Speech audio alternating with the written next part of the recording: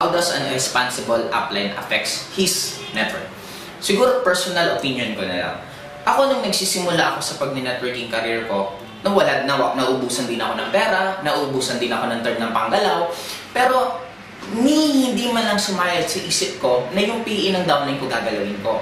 Hindi ko man lang iisip sa posisyon ko na yung downline ko, hihiraman ko ng product at hindi ko ibabalik. Bakit? Guys, ito, bibigyan ko ng pinaka-senaryo ng buhay ko.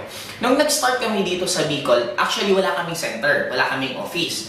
Ngayon, meron isa sa akin ng magandang loob kay Miss Ma'am Lea Wong na ang busy ng kabanatuan na pinahiram niya mismo ako ng product. In short, iniwalaan niya ako worth almost 300,000 na amount ng pera. Dumadating sa point na nag-network ako, pero wala na akong pera, pero meron akong product na pinapaikot, may center akong hinahandle, pero minsan doon hindi ako kumuha malang kahit piso, kahit 1,000, kahit hindi ako gumalaw. Bakit? Kasi para sa akin, hindi ko yung pera. Just like sana sa inyo, kung may hawak ang PE ng downline mo, hindi yan sa'yo. Hindi mo rin pwedeng i-justify na hawak mo yung pera, biglang nagkaroon ka ng family matters, may emergency sa bahay nyo, still hindi mo siya pera, wala kang karapatan dapat galawin yon.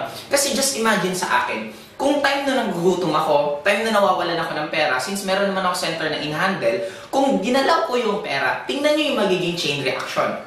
Pag ginalaw ko yung pera at nalaman ni Ma'am Lea Wong na ginalaw ko yung pera, magagalit syempre. Pag nagalit siya, pwede niyang i-pull out yung investment. Pag pinull out niya yung investment, mani-negative downline ko. Bakit? Pag na-negative ang downline kasi wala nang mabibila ng product. Pag na-negative downline ko, hihina network ko. Pag humina network ko, hihina income ko. Kung ginawa ko yung chain reaction, baka nalusaw mismo ang in-global sa Bicol. Just imagine guys, kung natukso ako sa maliit na lagang yun, kahit sabihin na natin, yung buong 300,000 kinuha ko, binulsa ko. Hindi na ako nagpakita kay Ma'am Leo. Total, malayo naman siya. Hindi niya mapupuntahan dito sa Bicol. Guys, yung kinikita ko ngayon, araw-araw, yung 4 kong sasakyan, yung naging travel ko sa iba't ibang countries, yun yung lahat na nasakripisyo dahil lang sa 300,000. Kaya ito lang tatanungin ko sa'yo. Kung ikaw yung tipong networker na medyo natutokso ka rin pagdating sa pera ngayon, ito lang tanungin mo sa sarili mo. If you think that is your worth, kung para sa'yo yun na yung worth mo, then okay lang, kunin mo yan.